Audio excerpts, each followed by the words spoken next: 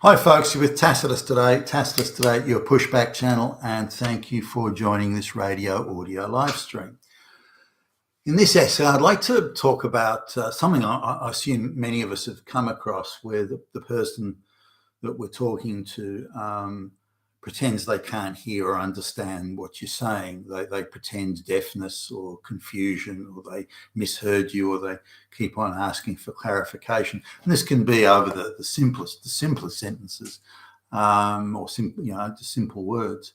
So now there are those who think it's really just a power play, or someone who's maybe miles out of their depth trying to find a way, an escape route or something like that. But recent or research or claimed purported supposed research comes out saying that people get so stressed, or they're so in such a state of sort of general depression, and they get so stressed that their heart rate goes up and their cognitive functions actually shut down, and sort of they just can't hear what you're saying or make any sense of it.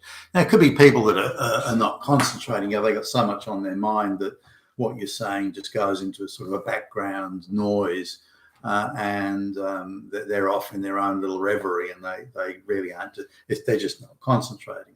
Part of this newer alleged research says that, well, really, people who are that stressed and depressed, the cognitive ability, part of which is that the capacity to concentrate on what's in front of you, what's going on at the moment, that is so impaired that they can't hear you. Now, I've seen examples. I've been around for a while. I've seen examples that could probably fit into either category, really. But power plays are obviously a big part of it. I mean, I was sitting in a coffee shop recently, and there was like an employee meeting, if you will.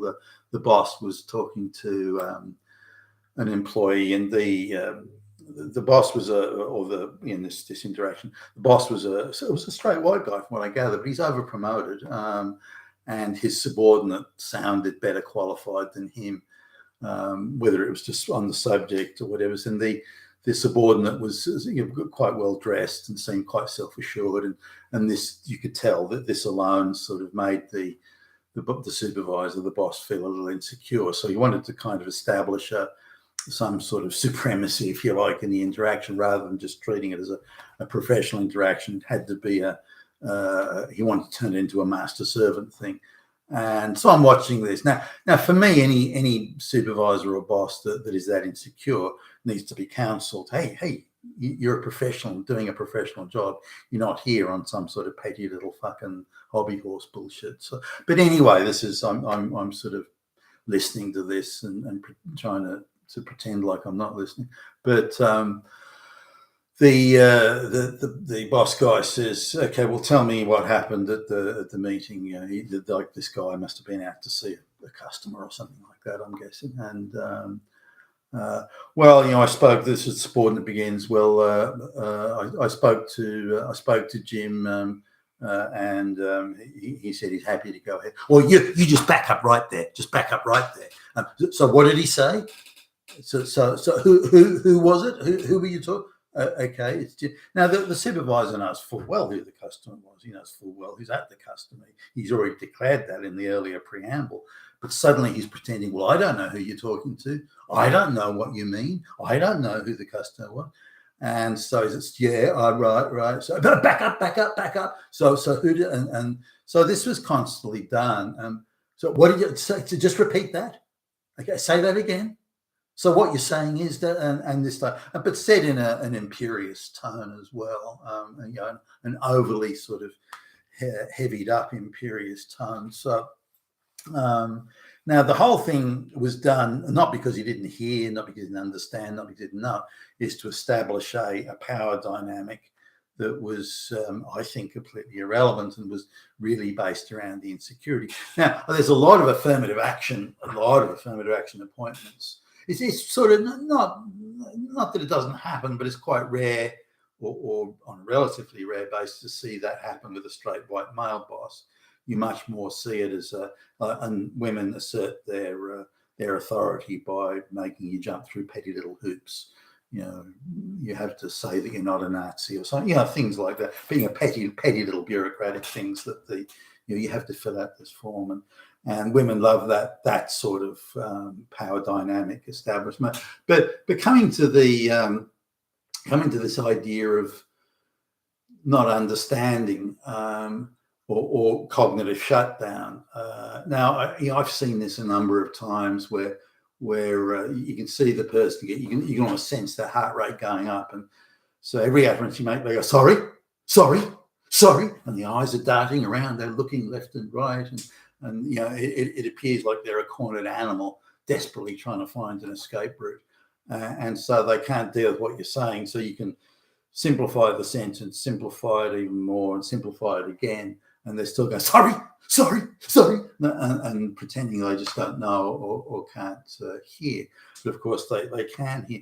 Now, what we get in the business side of things, because as time goes on, we're dealing with more and more affirmative action over promoted people who anything's other than filling out the form and ticking the boxes, they're not qualified to do anything else. So everything gives them a sense of stress. Aside from the stress that may be in their lives through things like, I don't know, the cost of living or whatever. But here are people who are really struggling to deal with the absolute basics. And again, their range of expertise is just box ticking on the forms. They cannot do anything outside of that. So trying to have a conversation which has a degree of complexity in it terrifies the wits out of them, because they're going to look stupid. It's going to be shown up that they have been over promoted as affirmative action appointment. It's going to reveal them as being the 2-bit flunkies that they are, and so they'll do anything to avoid this. And one of the ways to avoid is just to pretend that. So I mean, here's one instance. Here's one meeting where it was there was an acronym for something. It was to simplify it, it's the ABCD department, which is a department in their company and that they're actually employed in. So my colleagues said, well, this work will be part of the ABCD department. So sorry, what? The ABC, A B, what? A B C, A B, what?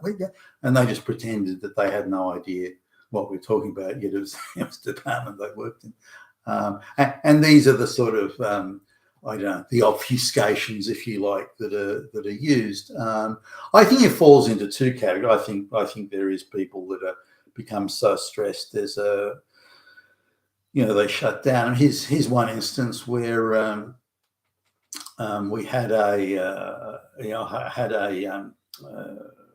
an employee who claimed that they'd fallen off a building and they were paraplegic, and they were making a big claim.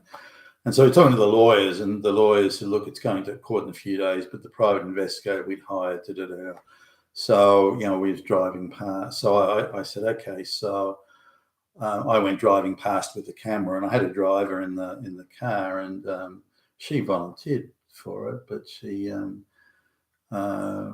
when it came to the point of taking the guy was in the front yard digging a hole, actually. I mean, perfect.